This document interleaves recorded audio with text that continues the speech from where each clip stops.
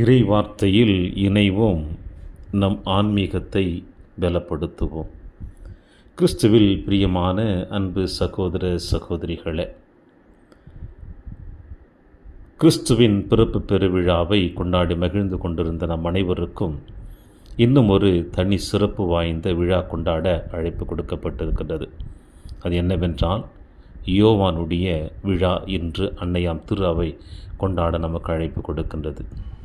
ஆண்டவர் இயேசு கிறிஸ்துனுடைய அன்பின் சீடராக இந்த மண்ணுலகில் தன் பணியாற்றியவர் தான் இந்த யோவான் நற்செய்தியாளர். இவருடைய விழாவை கொண்டாடுவதற்கு முன்னதாக இவருடைய வாழ்க்கை சரித்திரம் என்ன என்று நாம் பார்க்கின்ற பொழுது, கலிலேயாவில் உள்ள பெத்சாய்தாவில் செபதேயு சலோமி என்கின்றவருக்கு மகனாக பிறந்தவர்தான் நம் நற்செய்தியாளர் யோவான் அவர்கள். இவருடைய சகோதரர் யாக்கோப்பு, தந்தை, சகோதரன், இவர் மூவரும் சேர்ந்து மீன்பிடி தொழிலில் மிகவும் நெருக்கமாக தொழிலை செய்தவர்கள். இவர்களுடைய வாழ்விலே திருமுழுக்கு யோவானுடைய நற்செய்தியை கேட்கின்ற பொழுது, அவருடைய வார்த்தைகளை உள்வாங்குகின்ற பொழுது யோவான் முழுவதுமாக திருமுழுக்கு யோவானால் கவரப்பட்டு அவருடைய சீடராக தன் பணியை தொடங்கினார். இந்த திருமுழுக்கு யோவான் ஆண்டவர் இயேசு கிறிஸ்துவை இதோ இறைவனின் செம்மறி என்று அவரை வெளிப்படுத்துகின்ற பொழுது இயேசுவினுடைய அன்பின் சீடராகவும் தன்னை ஈடுபடுத்தி கொண்டார். இனி முதல் நீங்கள் மீன்களை பிடிப்பவர்கள் அல்ல, மனிதர்களை பிடிப்பவர்கள் ஆவீர் என்ற இயேசுவின் வார்த்தைக்கு இணங்க இயேசுவோடு தங்கள் பணி வாழ்வை ஆரம்பித்தவர்தான் இந்த நற்செய்தியாளர் யோவான்.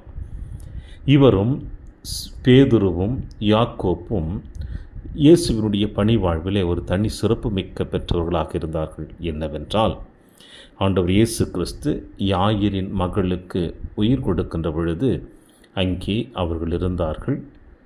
தாபோர் மலையில் உருமாற்றம் பெறுகின்ற பொழுது இயேசுவோடு அவர்கள் இருந்தார்கள். மூன்றாவது, ஆண்டவர் இயேசு கிறிஸ்து கெத்செமனே தோட்டத்திலே தன்னுடைய பாடுகளின் மரணத்திற்கு முன்னதாக தன் தந்தையிடம் மரண வேதனையை அனுபவிக்கின்ற பொழுது அவர் செபிக்கின்ற பொழுது அந்த தருணத்திலும் இவர்கள் இருந்தார்கள். இப்படி இந்த மூன்று நபர்களுமே இயேசுவின் பணி வாழ்விலே ஒரு தனி சிறப்பு பெற்றவர்களாக இருப்பதை நம்மால் காண முடிகிறது.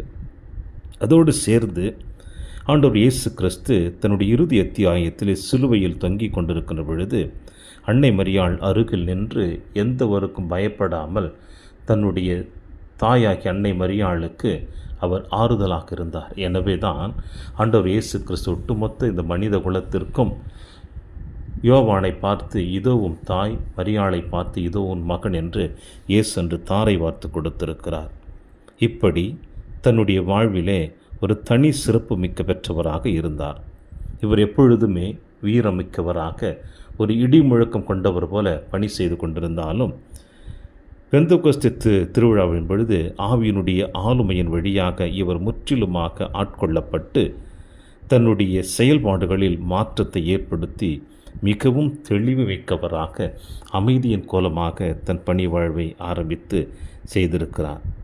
இவருடைய வாழ்விலே பார்க்கின்ற பொழுது இவர் நிறைய துன்பங்களையும் துயரங்களையும் அனுபவித்தார். குறிப்பாக சொல்லுகின்ற பொழுது, ரோமை பேரரசர் தொமிசியன் காலத்தில் இவர் துன்பத்தை அனுபவித்தார் என்றும், கொதிக்கும் எண்ணெய் தொட்டியில் இவர் வீசப்பட்டார் என்றும், ஆனால் இவர் முழுவதுமாக ஆண்டவருடைய ஆசீர்வாதத்தினால் காப்பாற்றப்பட்டார்.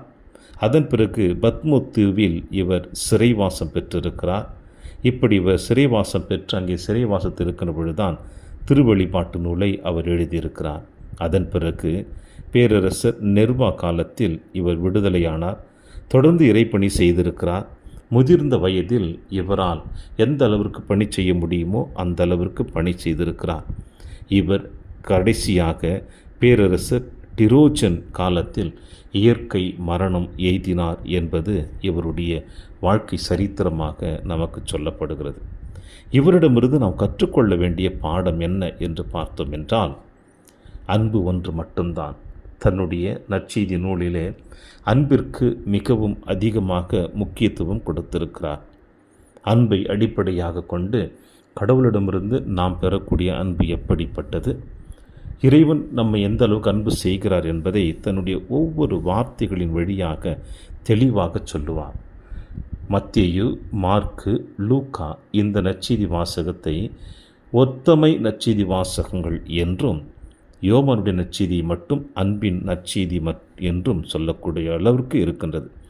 இவருடைய பணி வாழ்விலை பார்க்கின்ற பொழுது இவர் எந்த அளவிற்கு இறைவன் மீது அன்பு கொண்டு பணி செய்து கொண்டிருக்கின்ற பொழுது, வேற்று தெய்வத்தை வணங்கி கொண்டிருந்த ஒரு குரு இவர் மீது பொறாமை கொண்டு யோவானை எப்படியாவது தீர்த்து கட்ட வேண்டும் என்று விரும்பினான். அதன் பிறகு யோவானை உணவருந்த அன்பொழுக அழைத்தான். ஆனால் அந்த உணவிலே அவன் விஷம் கலந்து வைத்திருக்கிறான். யோவான் அந்த உணவை உண்பதற்கு முன்னதாக ஆவியின் ஆளுமையின் வழியாக அந்த உணவில் விஷம் இருப்பதை உணர்ந்து அதற்கு ஒரு சிலுவை அடையாளம் மறைந்த பிறகு அவர் அந்த உணவை உண்டிருக்கிறார். உண்ட உடனே அவருக்கு எந்த விதமான பாதிப்பும் இல்லை. இதை பார்த்து அந்த குருவானவர் மிகவும் உடைந்து போயிருக்கிறார்.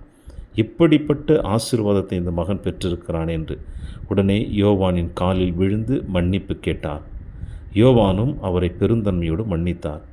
அன்பின் அப்போஸ்தலராக வலம் வந்த யோவான் தனக்கு தீமை செய்தவருக்கும் மன்னிப்பை வழங்கி எந்த அளவுக்கு அவர் பெருமை பெற்றிருக்கிறார் என்பதை அவருடைய வாழ்க்கை சரித்திரத்திலே நம்மால் காண முடிகிறது.